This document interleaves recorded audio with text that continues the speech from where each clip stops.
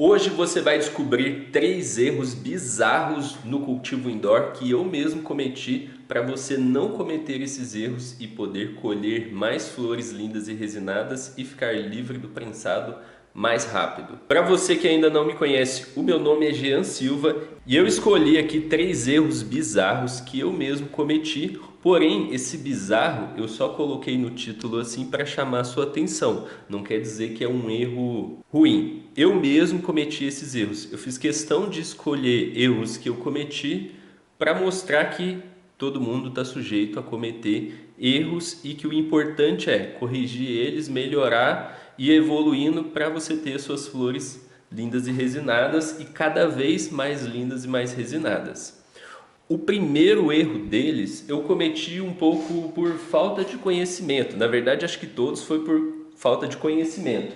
Mas o primeiro desses erros, vamos colocar aqui, o primeiro deles foi desligar o exaustor durante a noite. Quando eu comecei a plantar, logo no primeiro ciclo de cultivo, eu já comecei a plantar desligando o exaustor durante a noite, porque o grow estava na minha casa e minha casa era pequena e eu queria, né, desligar na hora de dormir para ficar mais silencioso e tal.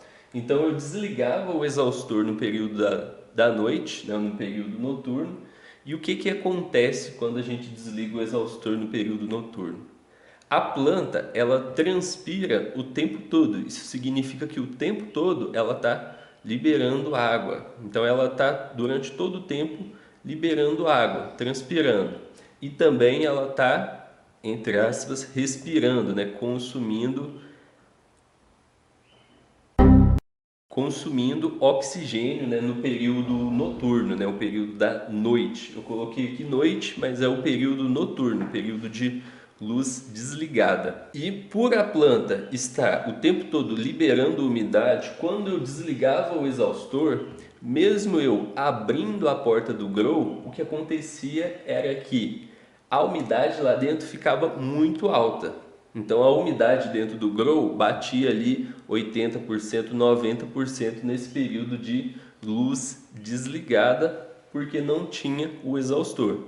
E aí durante um tempo foi dando certo. Eu consegui ter uma colheita, 2 colheitas. Durante a fase de vegetativo, a planta ia bem, até que chegou um momento e durante a floração as plantas mofaram, acabaram aparecendo mofo, né? Aqueles pontinhos brancos de mofo. Eu lembro até hoje como que foi a primeira vez que eu vi. Eu fui lá no grow, eu tinha uma lupa daquelas de aumentar 100 vezes, 60 vezes na verdade, para ver os tricomas. E aí eu tava lá olhando os tricomas e aí eu vi uma coisa que parecia teia de aranha, que estava no meio do bud. E aí parecia uma teia de aranha, só que era muito pequenininha, não dava para ver a olho nu direito. Se eu olhasse a olho nu, eu só via uma manchinha branca. E se eu olhasse com a lupa, eu via que essa manchinha branca não era tricoma, por exemplo, estava parecendo uma teia de aranha. E aí eu fui procurar, né, pesquisar o que estava acontecendo e tal. Pensei que talvez poderia ser spider mites.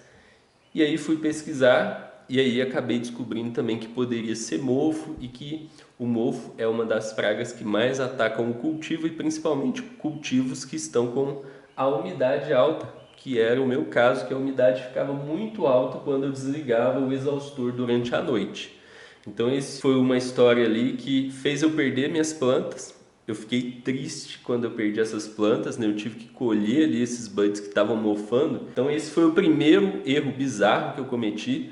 O segundo erro, e o segundo erro foi não fazer a prevenção de pragas, que foi uma coisa que também me fez perder plantas. Eu não fazia prevenção de pragas. Quando as pragas aconteceram, já não dava mais para fazer prevenção porque a planta já estava em floração.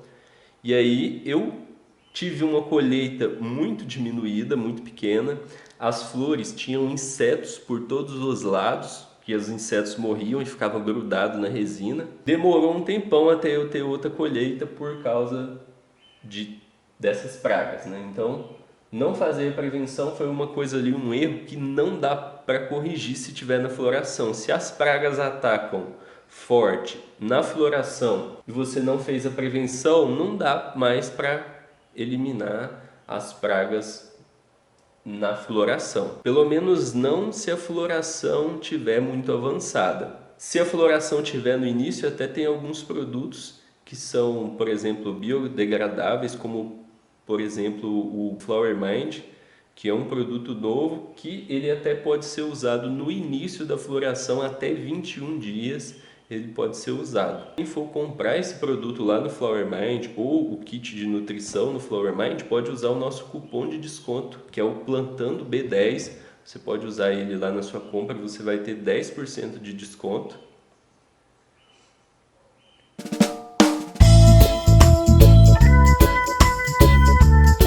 Mas eu também recomendo que você faça prevenção de pragas, porque a prevenção de pragas é mais importante do que combater as pragas. Então, primeiro fazer a prevenção de pragas.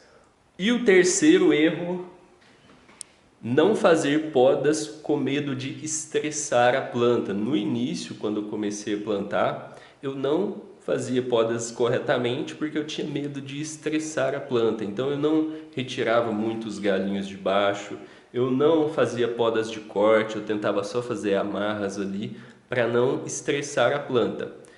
Um pouco disso eu acho que é porque quando eu aprendi que tinha as podas de baixo estresse e as podas de alto estresse. E também aprendi que não é bom estressar a planta. E aí eu ficava com medo de fazer a poda e estressar a planta. Mas na verdade é que eu acho que a gente deveria chamar essas podas de outro nome, porque a poda de alto estresse, se ela for feita corretamente, ela até vai estressar a planta, mas ela não é prejudicial para a planta, muito pelo contrário, ela vai beneficiar a planta vai sair disso muito melhor, ela vai ficar com o caule mais forte, mais robusto, ela vai ter mais galhos, ela vai ser mais produtiva, as flores vão poder ficar maiores, mais resinadas, porque o caule fica maior, mais resinado, e vai dar mais quantidade, porque vai ter mais galhos. Então, as podas de alto estresse, elas não vão fazer mal para a planta se você fizer da maneira correta. Eu, no início, não fazia podas ali com medo e o resultado disso é que as flores ficavam pequenas, não ficavam tão grandes quanto poderiam e um monte de pipoquinha. Porque as pipoquinhas ficavam ali embaixo, eu deixava elas, achava que se eu deixasse tudo iria render mais, mas na verdade rendia ali as pipoquinhas, mas as flores não ficavam tão lindas e resinadas quanto poderiam. Então esses são 3 erros bizarros que eu já cometi. E você, comenta aqui se você já cometeu algum desses erros. Foi o 1, foi o 2 ou foi o 3? E se você está começando agora a montar o seu cultivo indoor, quer começar da maneira certa, vou deixar aqui na descrição um e-book para você descobrir como montar o seu grow em 4 passos simples. Lá você vai ver todos os equipamentos para você montar o seu cultivo, qual equipamento usar em qual espaço e também qual rendimento esperado para cada um dos tamanhos de grow que tem lá. Então eu vejo você lá, até mais, grande abraço e boas colheitas!